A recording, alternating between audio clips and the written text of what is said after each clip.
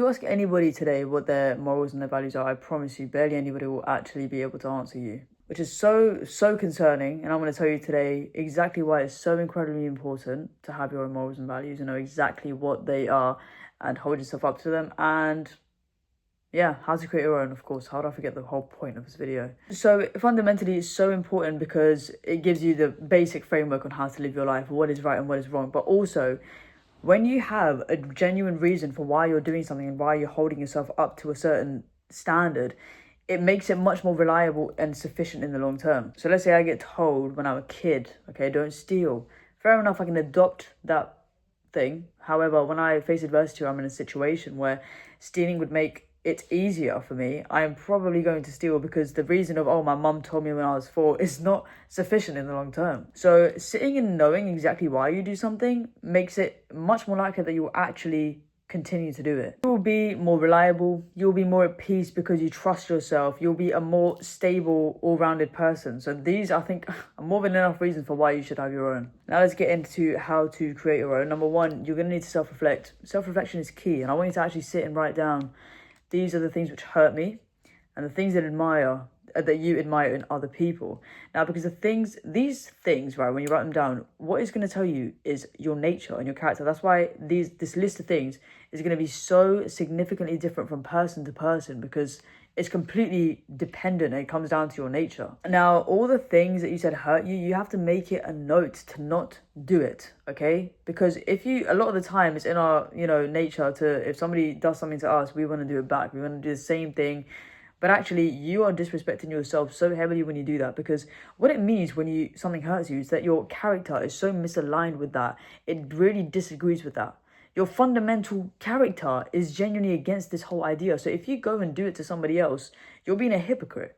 You're disrespecting yourself, and your brain notices that very clearly. Now, with all the things that you admire, I want you to make it a note to uphold these things in your own life and find a way to become these people. However, don't just put a generic, vague statement about, oh, I want to be like this, okay? Make an actionable plan of what you can do which show the values which you admire. For example, let's say you want to be a more generous person, right?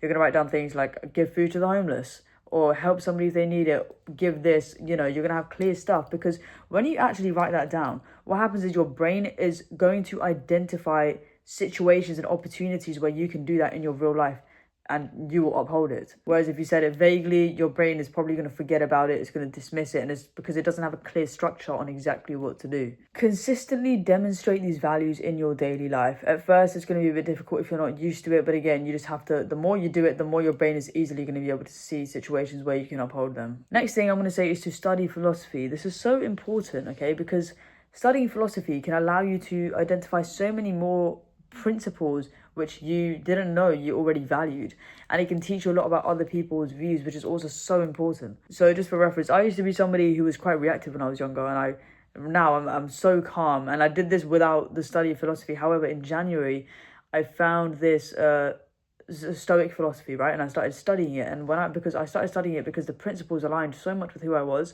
The principles surround basically self-resilience, not reacting and not worrying about things that are out of your control, being good to people no matter what they do, and being noble, seeking virtue. That's the kind of stuff. And when I read it, I thought, wow, this is something that I really want to live my life by. Now, I also read, for example, Nietzsche, right?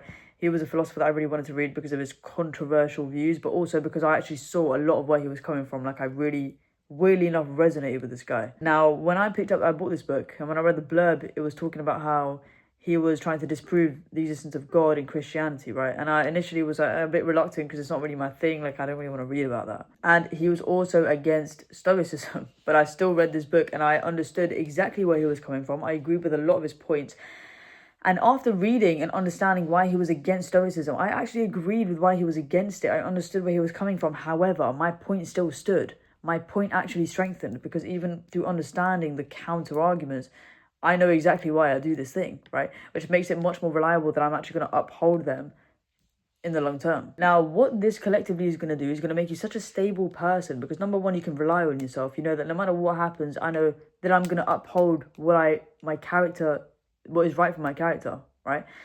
That's the fundamental things that you need for life. You will become more stable because you know exactly, okay, I know exactly what I'm going to do. I know exactly why I do it. That's why I know that it is predictably going to happen in my life. Obviously, being more stable makes you a much more peaceful person within yourself, and it makes you a better person for other people. Speaking of other people, another thing that this will do is it will make you resent other people less, because when you actually do study your morals and your values and you understand why you do things and your behavior, you start to realize everything that people do is a projection. You stop not thinking from your ego as much, because you start actually understanding what is presented to you. And while you listen and understand different people's points, you actually understand them rather than just dismiss them through ignorance. Please don't be ignorant.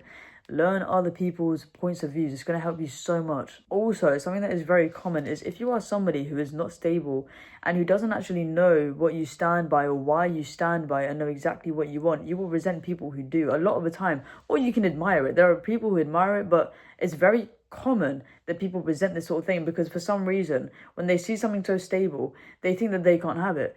But actually, that's ridiculous, because everybody can reach this. Everybody, if you just do a little bit of studying on yourself and staying consistent to what you believe in, you can have that. That's the whole point of this video. Everybody can live by exactly what they believe. But it's uncommon because people are so influenced by other people and they don't make it a huge thing in their life to focus on themselves and what they actually want. It is so important to know exactly what you want, because you will not be wasting your time anymore, okay? I know exactly what I want in my career. I know exactly what I want in a friend, in a partner, like everything. I know exactly what I want, so I don't waste time. And I don't, simple as that, I just don't waste time. That makes me much more peaceful and much more just chill. Like, I'm not as stressed. I don't really care about stuff that would be a waste of my time because I already know through this self-study. You will respect yourself so much more because your brain will see, wow, I am somebody who upholds and my standards and I actually stick to them and I know exactly what I want and I actually do exactly what I want other people to do. Like, wow, I'm so inspirational. You will see yourself as such a